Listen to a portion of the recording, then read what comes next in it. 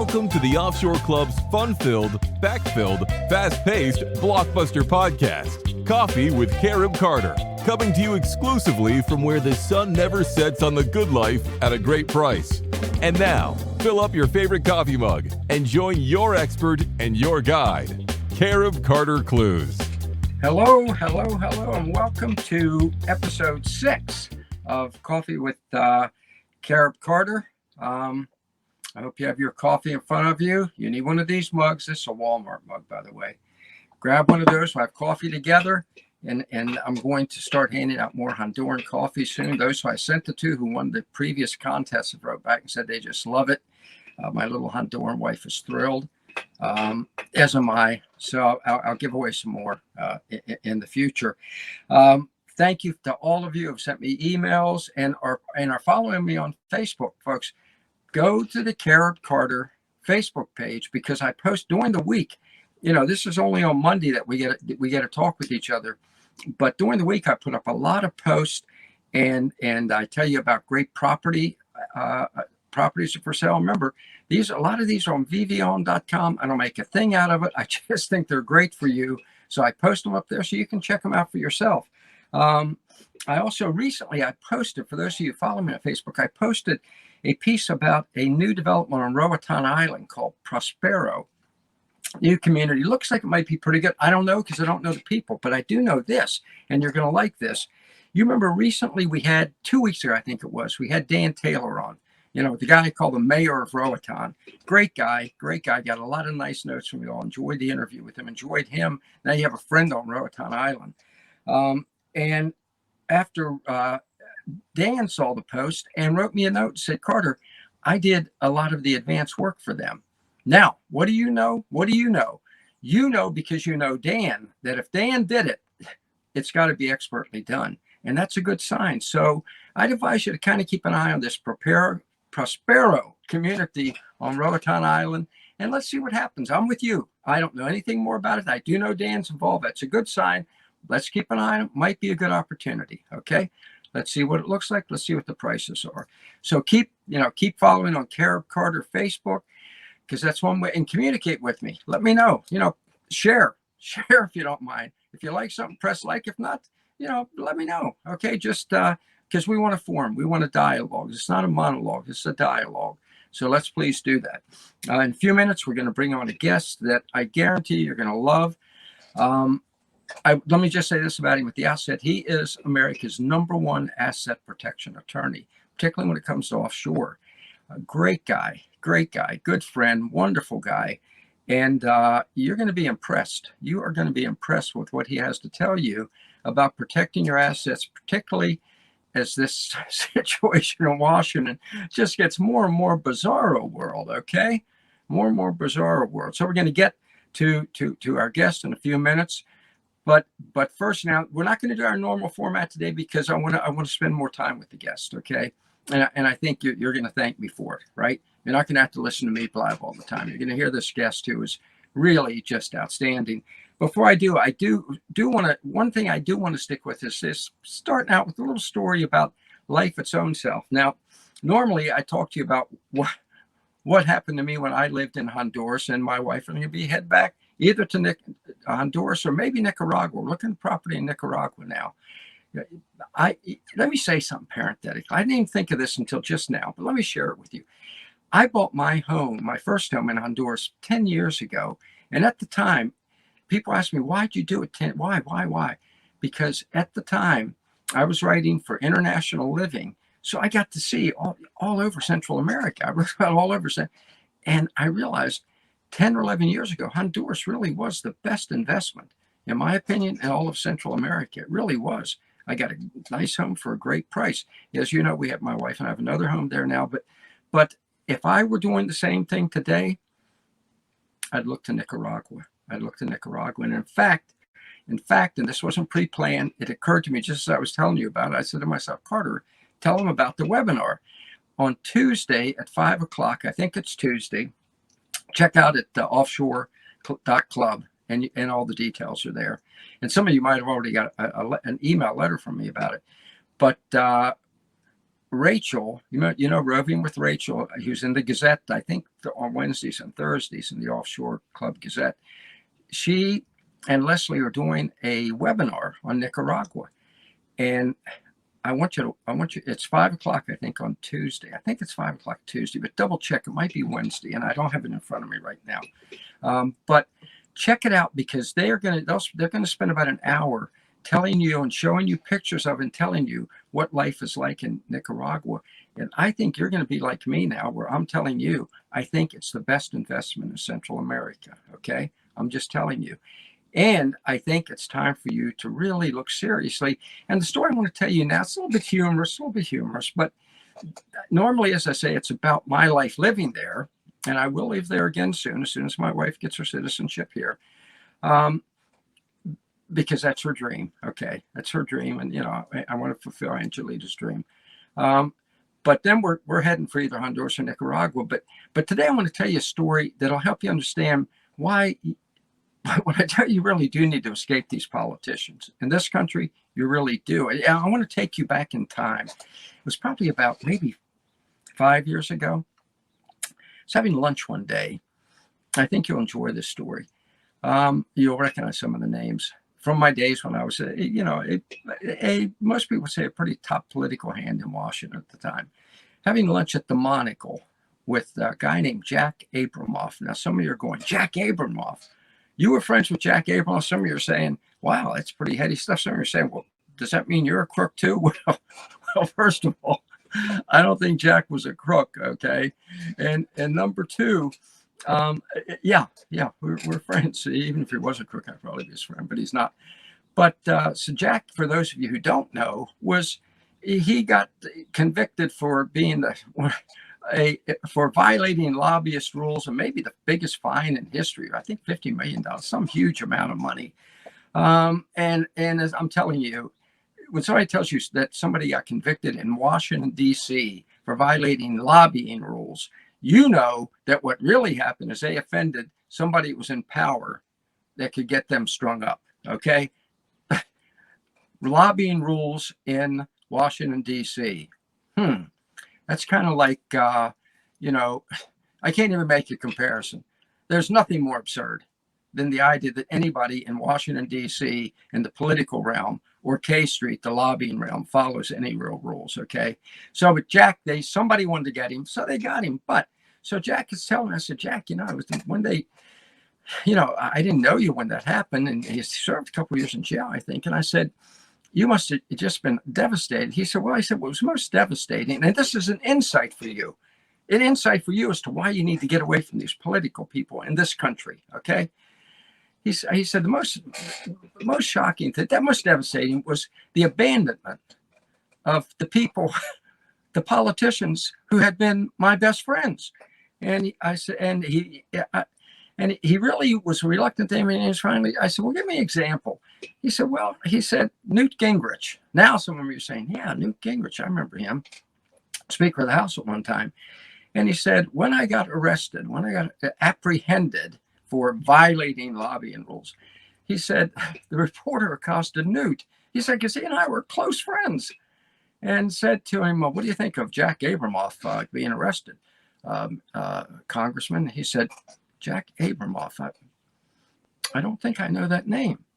He said, Abramoff, the lobbyist. Just no, I'm sorry, I can't place him. Well, then the reporter pulled out a picture of Jack and Newt together. And Jack, almost without missing a beat, says, oh, you mean that Jack Abramoff?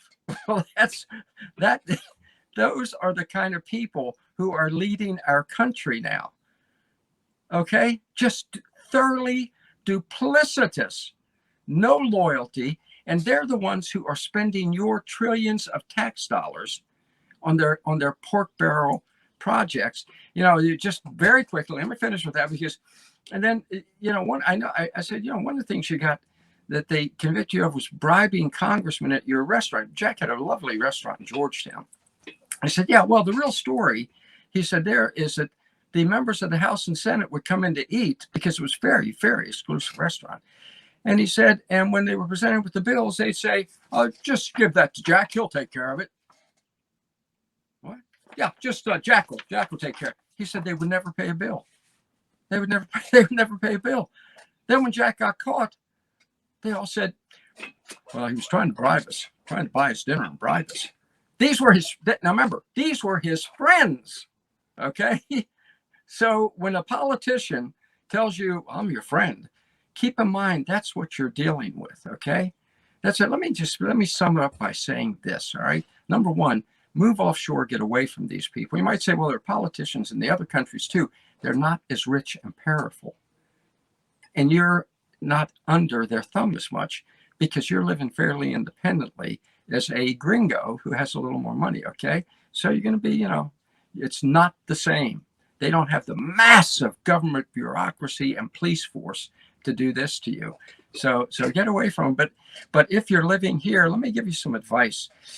As one who worked with the politicians in Washington for 50 years at the highest levels, if a politician moves in next to you, my recommendation is if you can't move right away, and I would again suggest Nicaragua, if you can't move right away, buy a Doberman.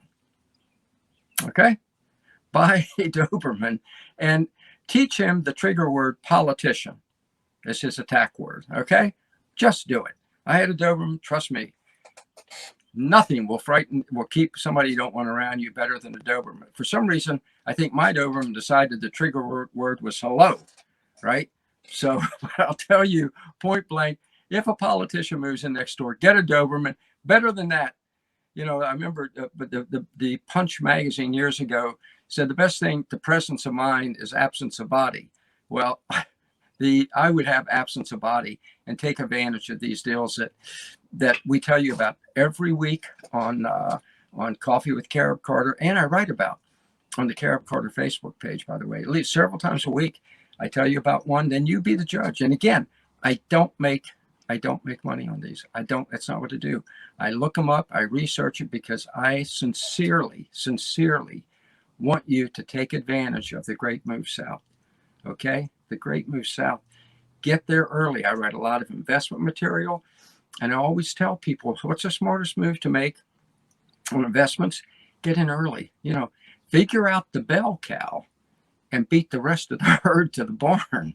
All right. And that's what I'm telling you to do now with your offshore investment. Okay. With your offshore investment.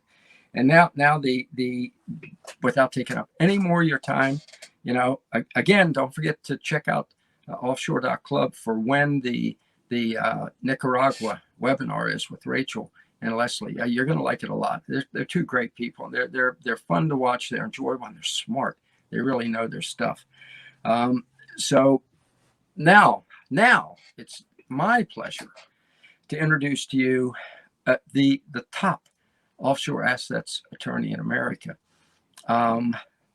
Joel Nagel is, as you're about to see, absolutely brilliant. He can tell you whether you have a little money or a lot of money, how you can protect that money, how you can legally not have to pay as much taxes on that money, okay? Where the best investments are, the best way to make the investments so that you can maximize the protection on your assets, maximize the use of your assets.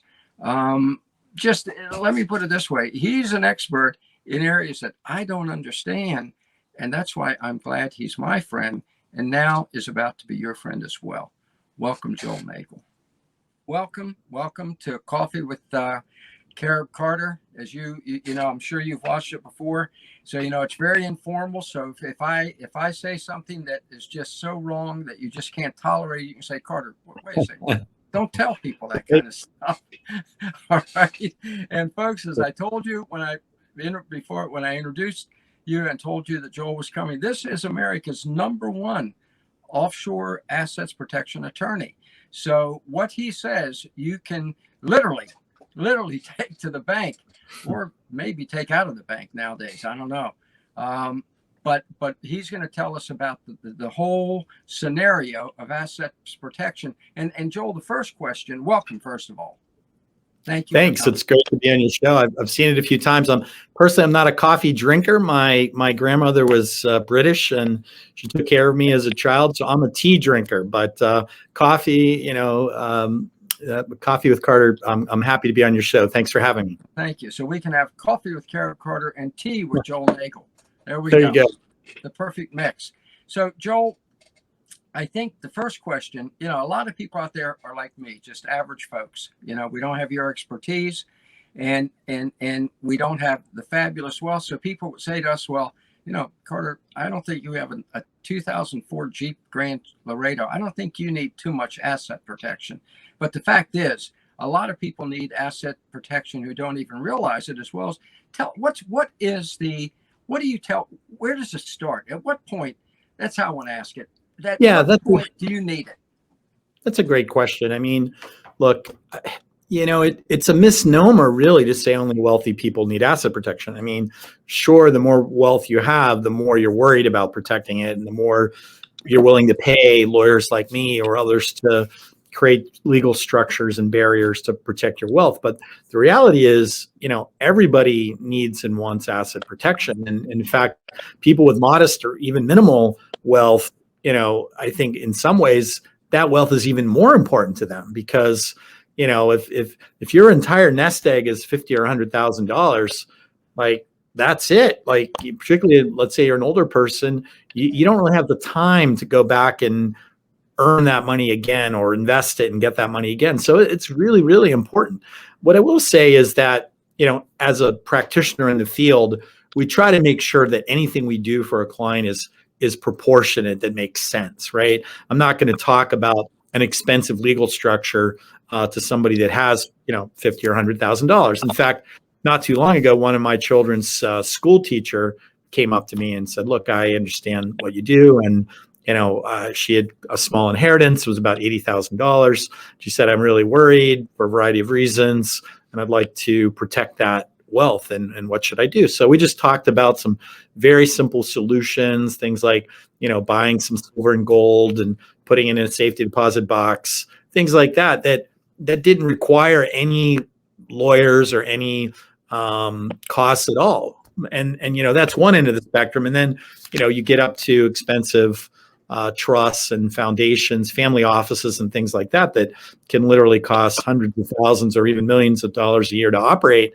And you wouldn't recommend something like that to a school teacher, right? So we try to make sure that anything that we discuss with a client or potential client is proportionate. But I honestly don't think there is a number that you can put on it. The other thing I'll say, it depends on your age. It depends on your risk profile. So, it's not uncommon for let's say a 27-year-old newly minted obstetrician to come and knock on my door and say, "Hey, I'm really worried about lawsuits." And, they're not worried about losing what they have. They're worried about losing what they're going to have, what they're going to make. And, for an obstetrician, being sued is that's just an occupational hazard. It's coming. If you deliver 1,000 babies a year, that there's going to be some lawsuits thrown into the mix, whether you did anything wrong or not.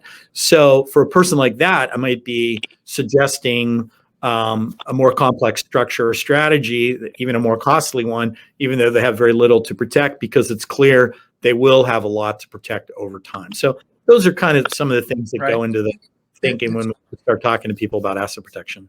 From one end to the other. Well, let me ask you this, and it may be a stupid question, but right now I'm talking to the experts, so this is time to get rid of my stupid questions. Some other people have say, let's say that somebody has $50,000, $100,000, and let me give you an example. The other day I was at the Price Right, and I come out, and I was in my car, and a guy came out, and he stopped. He wasn't at the crosswalk. I stopped and waved him by. He didn't move. So I start to move, and he runs right out in front of it and bounces off the far front fender. And now, thank God, he didn't sue. He was very irate and very nasty and very vulgar. But nonetheless, I did not, he ran out, and I was going 2 miles an hour. But that's a suit risk there. And so should somebody at the $50,000 to $100,000, savings, how would you protect that, or is that just too far below the radar to even think about? No. Again, I think you're looking for simple strategies. I mean, you could own a piece of property with a spouse. You could have a small offshore account where you put some money, or put some precious metals into a safety deposit box, like I advised the teacher. I mean, there are pretty simple things that you could do to protect that amount of wealth without it costing you something. Because look, if it costs you a bunch of money, it sort of has the opposite effect. I mean, the purpose is to protect the asset, hence the term asset protection. And if it costs you a disproportionate amount to protect that asset, then it's just not worthwhile. Excellent. Thank you. Now, I got a question the other day. I was talking to one of our Carib Carter followers, and they said and I had mentioned, I was going to have the pleasure of talking with you, and they said, how much money can I transfer? You mentioned offshore bank. That's what triggered it in my mind. How much money can I move to an offshore bank without the U.S. government coming in and accusing me of being a drug peddler or something?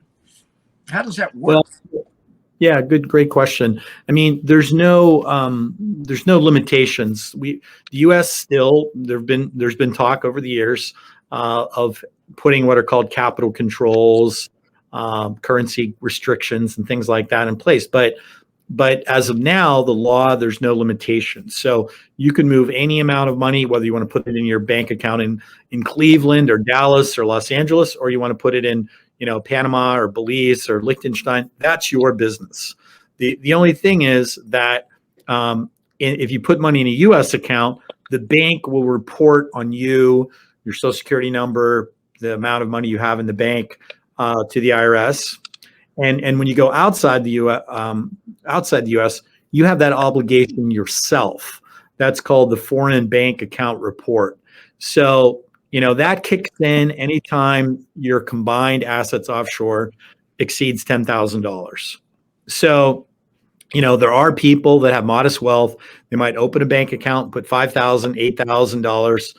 Do they have to report that? No. Is that really helping them much? Well, I don't know. I mean, it's not an incredible amount of money, but they feel like they have that account there sitting there waiting for them in the future. If they needed to wire money in a pinch to get it out of harm's way, they already have the receptacle set up, the foreign bank account. My clients, if they're engaging me and hiring me, whether they have a trust or corporate structure, whatever it is, most likely there will be more than $10,000 in that account. And then we'll make sure that they file the foreign bank account report. As long as you do the reporting, the IRS agents will tell you that it's not their job to tell you where you have to keep your money. It's their job to make sure that you follow the law. So if you put your money in a Swiss bank account, no problem. You just have to report, hey, I put this money in this Swiss bank account. It's a little filing that goes along with your tax return. It's no big deal. But yeah, you have to do that. If you don't do that, the fines and penalties can be pretty bad. I mean, you can, for failure to file the FBAR, I believe, has a penalty of $250,000. And if it's considered willful, it can even attract criminal penalties. So, you don't want to fool around with this stuff. But on the other hand, if you just do what you're supposed to do, there's no problem. And, I don't think anybody's going to bother you because you set up an account somewhere offshore. All right. Well, let me ask you this. Let's say one of our viewers transfers over, this is April, $8,000 this month and $8,000 next month. Is the U.S. government then going to come and say, aha, you tried to get around and we caught you?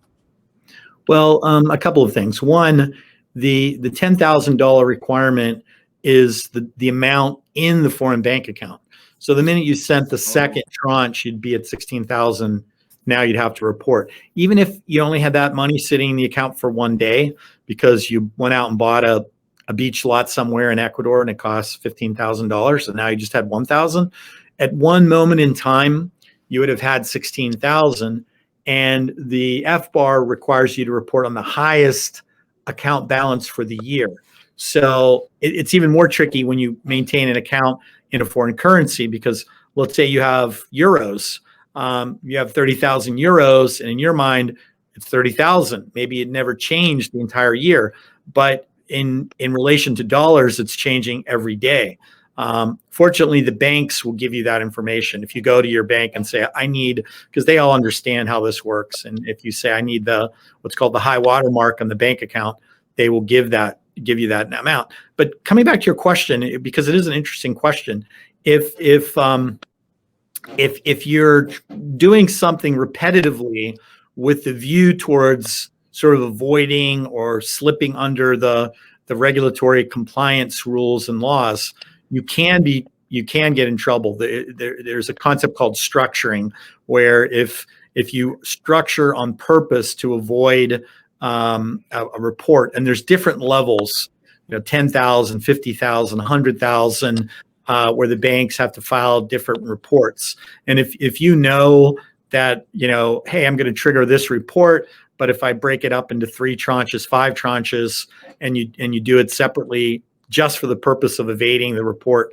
you can get in trouble for that. I haven't really heard of many people, being charged with that, but it's still something to be cognizant of. I think if you're going to do a business transaction, just do it, file the report, be done with it, keep on going.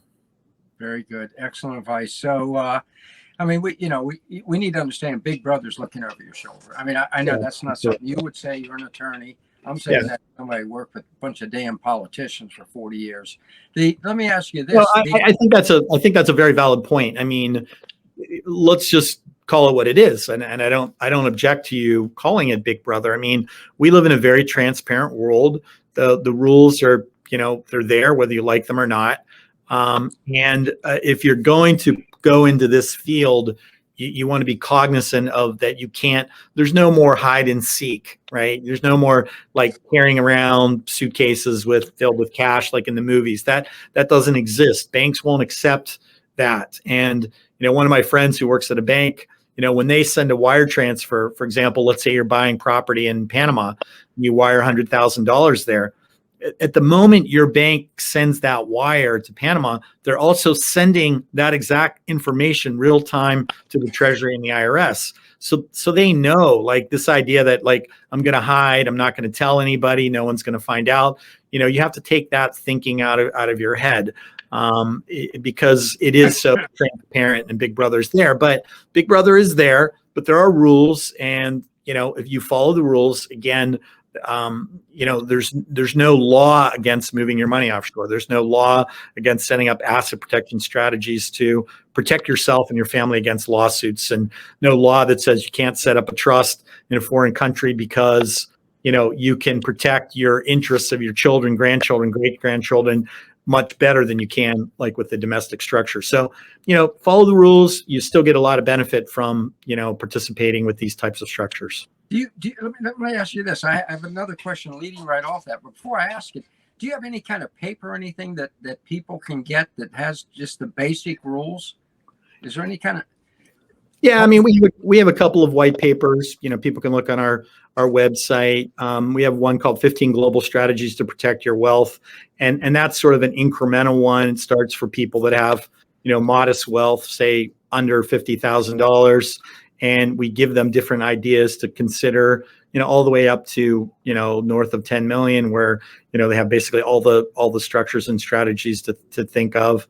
And there are some papers that we've done that just outline the most important things, like the FBAR, the filing reports for trust, the filing reports for foreign companies. Again, it's not rocket science.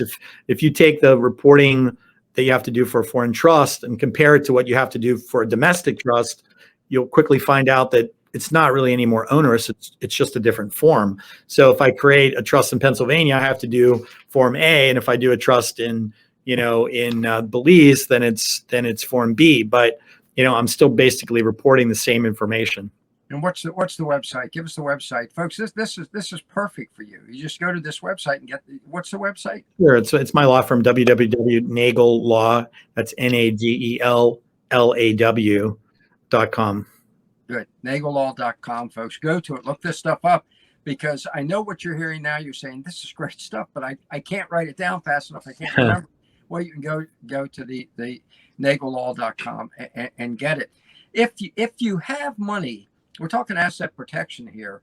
So if somebody sues you for something in this country, and there are a lot of bogus lawsuits in this country now, we've become a very litigious society, can they take your money out of, let's say, a bank in Belize?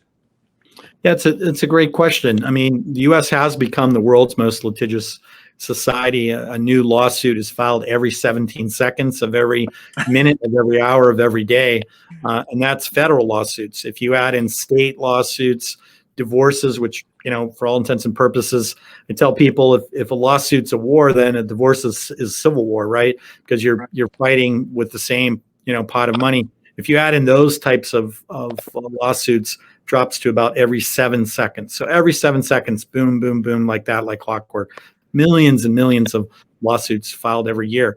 So a couple things to keep in mind. First of all, you have to do the planning. You have to meet with somebody like me or somebody that works in this space, create the right strategy, create the right structure before you have a problem. After you have a problem, it's really too late. You know, when somebody comes and serves you lawsuit suing you for $10 million because your, 16-year-old ran over somebody, and they're filing a multi-million-dollar wrongful death or bodily injury suit against you, that's not the time to call me and say, hey, I have to figure out what I'm going to do to protect myself. You have to protect yourself while the sun's shining before there's a problem. If you do that and you do that correctly, and you create the right kind of barriers to the wealth, then the barriers separate you from your wealth. In other words, imagine I take some of my wealth and I put it in a legal structure in Belize, let's say a trust. Well, that money is not mine anymore. That asset's not mine. And if it's not mine, how can you sue me and take it from me? You really can't because, well, I don't have it anymore, right? So that is the crux of it. Belize, Cook Islands, Nevis, there's sort of a top tier of jurisdictions that are very, very good for thwarting or protecting people that have properly funded, offshore structures. And again, do it before you have a problem. I really can't say that enough because, sometimes I hear these stories. They're really sad. They'll even break your heart. But, people call me and I'm just shaking my head saying there's nothing I can do. And they're like, well, we know you can do something for me. I'm like, well, I can't really because, then you get into basically, what's called a fraudulent conveyance, which is, doing something particularly to defraud a creditor. And if that creditor is already known because the lawsuit's been filed, then you can't just run off and pull your money out. And if you do, you're going to get in trouble, civil or potentially criminal. Advisors who would work with you, lawyers and accountants, they could potentially be in trouble as well. So, again, do it while the sun's shining. I'm looking out the window here. It's a blue sky, a sunny day. This is the kind of day, not when the thunder clouds are out there and the thunder and lightning are crashing all around you. That's not the time to be thinking about asset protection. Wow, this is good. I know that everybody out there watching now is just as literally riveted as I am because we don't have access to this kind of advice on a daily basis. If now I think you're a partner in a bank, right? Offshore. Well, I'm not a partner. I'm a shareholder, a small shareholder in an offshore bank. I'm not really here to market or promote that. There's some rules and restrictions on foreign banks marketing and advertising, but it's certainly a helpful tool for a lot of people. And it's been a good tool for me personally. But an offshore, and I know you're not saying put your money in a bank that Joel's the shareholder of. No, I'm not saying that at all. Not at all. But there are offshore. Let me rephrase it this way, because I get this question. Yeah, but Carter, if I put my money in a bank, let's say not Belize, okay, let's say Honduras. If I put my money in a bank in Honduras, what are the chances of the politicians in Honduras just coming in and taking my funds? Yeah, that's a good question. I think you would have to look at the laws of the country. But, if you stop and think about it, that could happen in any country, right? That could happen in the US, that could happen in Canada. But to the extent that that happens, it can really only happen once because people would never, ever, ever use that jurisdiction again. So you actually find that regulators in most countries, they don't really care about the shareholders of a bank. They care about the depositors of a bank, because if those depositors lose money, that's a black eye for the jurisdiction, not just the financial institution, but the entire jurisdiction. So, you're never going to hear about a bank failure in Switzerland. You're never going to hear about, bank failures in Panama. You're never going to hear about, bank failures in Cayman. They're going to work very hard and bend over backwards to make sure that doesn't happen. Now, could it happen? Yes. I mean, there's a certain amount of risk in anything you would do. I'll get clients that, they'll be sort of anti-government, telling me I want to move my money offshore on the one hand, and then, 30 seconds later, they're saying, well, is it FDIC insured? And you're like, no, it doesn't really work that way, But, like coming back to your comment about Belize. Belize, for example, has a legal requirement that banks maintain a liquidity reserve of 24%. That means basically a quarter of every dollar you deposit must be liquid at all times. If you compare that to a U.S. bank, I think the average U.S. bank is between 3% and 4%. The Basel II, which is an organization out of Switzerland, is trying to get banks to increase their liquidity to 8%, meaning 8 cents of every dollar should be there available. Belize, it's 24. It's actually the highest liquidity ratio in the world. And why would a little country like Belize do that? Well, it's because they don't have FDIC insurance. They don't have these types of programs, but they force the banks to be very conservative, liquid, and hold assets so that, if there's a run on the bank, the proverbial run, a bunch of people call it at the same time, they all want their money. The bank has to have that money there ready to go. So for the most part, I think, again, you have to do your homework. You have to do your due diligence. Check out any bank in any jurisdiction where you're thinking of doing something. Don't just be attracted to high interest rates.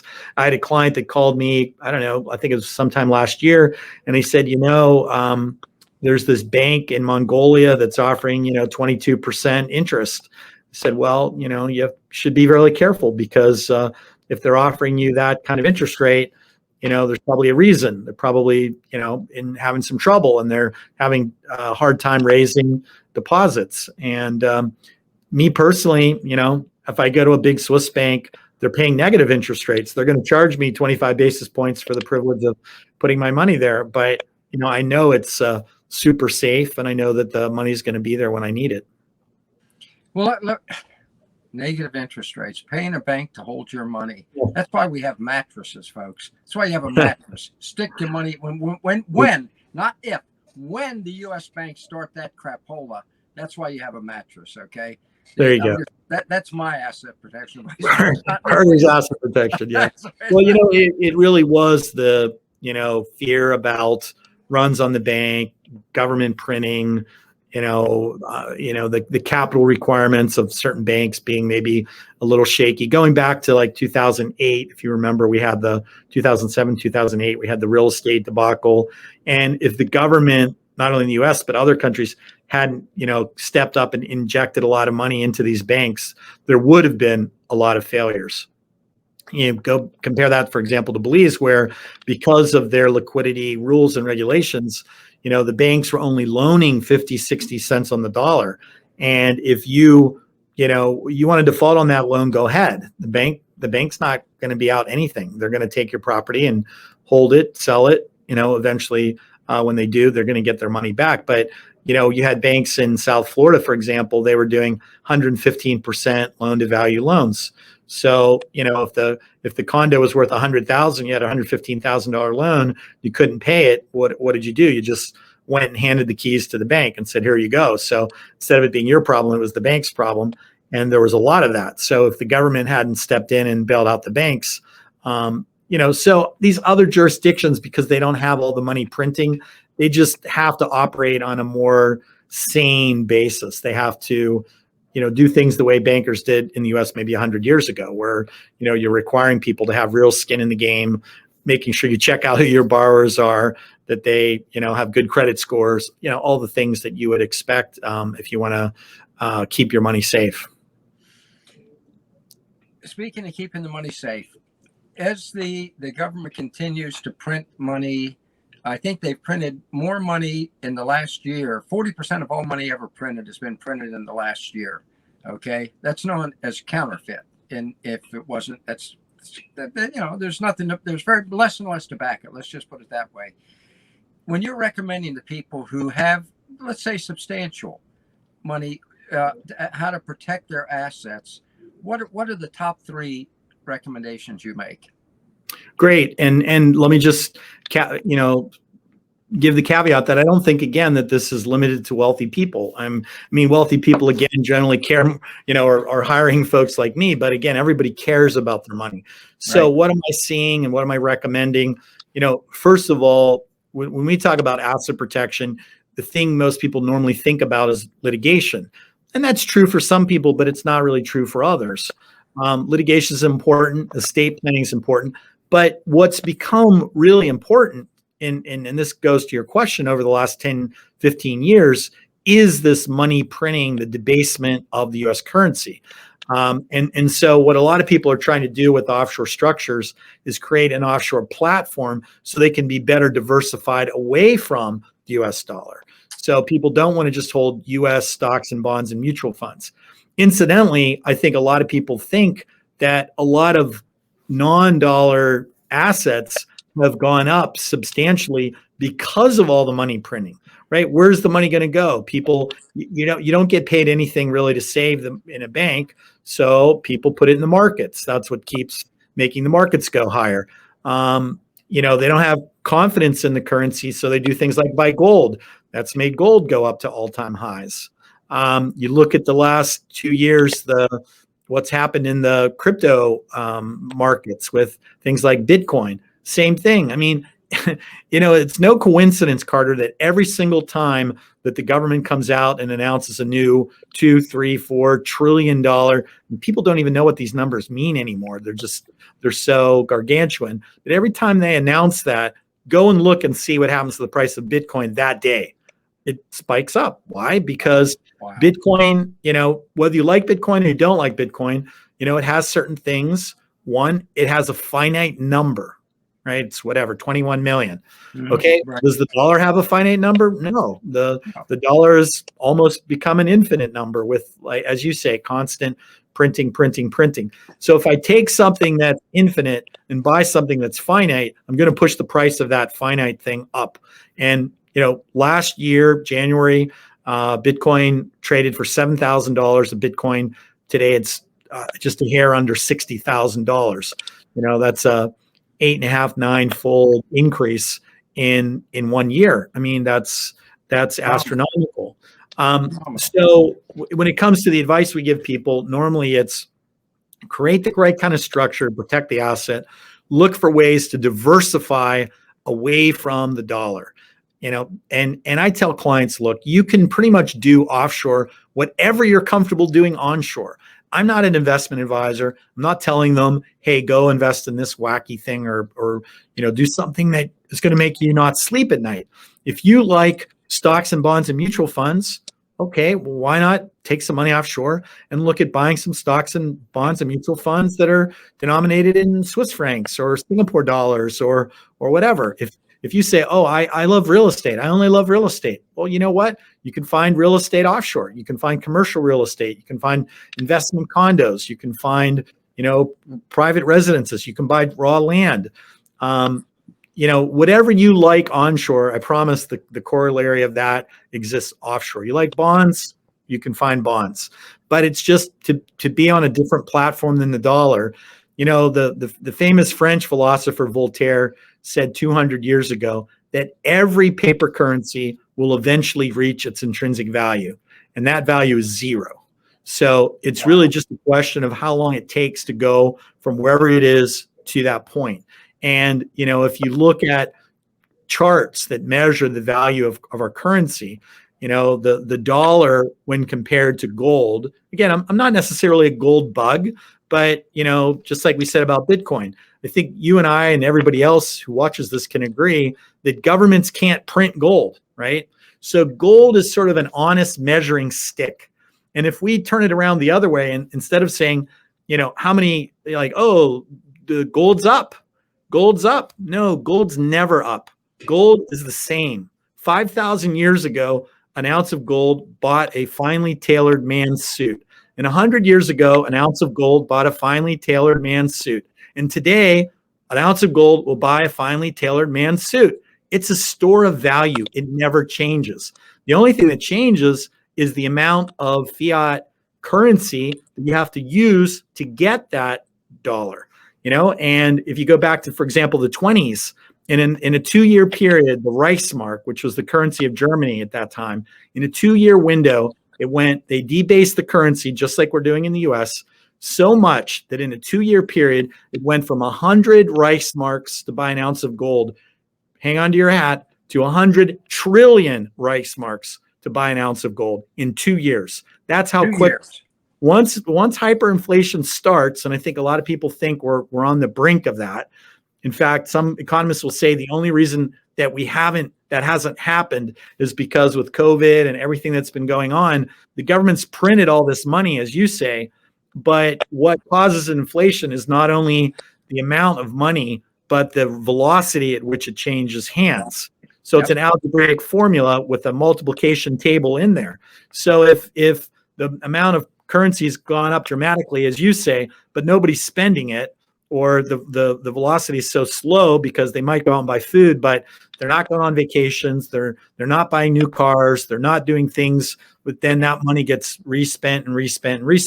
When that does start to happen, when this that's it, lockdown ends and and people feel better and they go out and start spending, we're going to see, really, you're going to have to, be very concerned about it. The other thing is the government, the offices that report on inflation, they're not truthful. I mean, if you can substitute one good for another, it can be considered a like kind good. So if 5 years ago a pound of filet was $5, and today a pound of hamburger is $5, and 5 years from now, I can buy a can of Spam for $5. The government says that equals no inflation. But, the reality is that if you go back to where you started, the filet, it's not $5 anymore. It's $25. So anybody that goes to the grocery store knows there's real inflation. So anyways, that's another topic. But I think getting people, A, the platform, and B, thinking in terms of diversification away from the dollar. I'm not saying, don't ever use dollars. I'm not saying that at all. You need dollars to spend, to live on, all those things. But think in terms of, how much of my dollars could I diversify away from dollars and have it not impact my standard of living. And I think the more you can diversify, whether it's gold, whether it's Bitcoin, whether it's Swiss francs, whether it's real estate, like you said, in the Bay Islands of Honduras, you're going to be protecting your wealth. And asset protection is about protecting your wealth, not just saying, well, 10 years ago, I had $1 million and now I have $1 million. Because guess what? $1 million 10 years ago isn't worth anything compared to $1 million. I mean, $1 million today isn't worth anything compared to $1 million 10 years ago. And 10 years from now, who knows? $1 million might not be worth anything if we keep going down the path that the Germans took in the 20s. Excellent advice. Matter of fact, folks, if I were you, I'm so glad you brought up that about the what happened with the Weimar Republic. Folks, if I were you, either take Joel's advice, diversify, go to his website, learn about asset protection, or your only other alternative is buy a wheelbarrow because you're going to need it to buy a loaf of bread. Okay? And people won't want the money in the wheelbarrow. They'll want the wheelbarrow. I want the wheelbarrow. Joel, this has been fantastic. This has been just excellent. It was exactly what we needed to hear. Folks, go to nagel.com, get this information. If you need to get hold of Joel, he is the best. Well, you know that now because you've heard it for yourself. When I said at the beginning, he's the #1 asset protection attorney in America. It's true. Now you know it. So avail yourself of this gentleman. Joel, thank you. Carter, thanks for having me, and I wish you and Bob and everybody on your side a happy Easter, and thanks for having me. I really appreciate it. Thanks for coming. Wow. Now that is that I said money in the bank. That is money in the bank, folks. That kind of information you just heard from an all-star player, perennial all-star player in the world of in the game of offshore assets. So I'm sure you enjoyed it and found it as informative as I did. And remember, nagellaw.com, free. He has free papers he'll send you. Free papers. You can't be free. That really protects your assets. So nagellaw.com. And I want to thank Joel again for joining us. I really appreciated that. He's a Hall of Famer. So that is that. There's nothing I can say to top that. There's nothing more I can do to top that. So I just want to close in our usual way with our let's do this thing. My cup. Let's do this thing. And what I want to read to you is something that really means a lot to me. And as I read it, you're going to say, well, Carter, what does that have to do with offshore, with us moving offshore? When I finish, I'll tell you. It's short, okay? As some of you who are basketball fans, and a lot of you are bigger basketball fans than me, remember Kobe Bryant, the Black Mamba. Kobe Bryant, the thing that I loved about Bryant, okay, even not as a basketball fan, but just I love the fact that he was relentless, okay? He was relentless. He was relentless in seeking perfection, seeking excellence, and doing what was necessary. Here we go. We're zeroing in, doing what was necessary to make his life just 41 years, but he sure did pack a lot of living into that 41 years, okay? And I want you to too. And here's what he said on leadership. And I think as I read it, you're going to start to see how it applies to you as someone I'm encouraging to make your life offshore, okay? On leadership, this is Kobe Bryant. Leadership is lonely. I'm not going to be afraid of confrontation to get us where we need to go. There's a big misconception where people thinking winning or success comes from everybody putting their arms around each other and singing kumbaya and patting them on the back when they mess up. And that's just not reality. If you're going to be a leader, you're not going to please everybody. If you're going to be a leader, you're not going to please everybody. You have to hold people accountable, even if you have that moment for yourself of being uncomfortable. Okay? Why did I read that to you? Because you are a leader. You are a leader. And along with other people, you have to hold yourself accountable. You're a leader. You're a pioneer. You're the one who's going to help lead people to the good life at a great price offshore. And to do that, sometimes, as Kobe says here, it may get a little lonely. You may have some confrontation with people who tell, well, you shouldn't do that. Yeah, you should, because you're not like them. They shouldn't do it because they're not leaders, okay? But you are.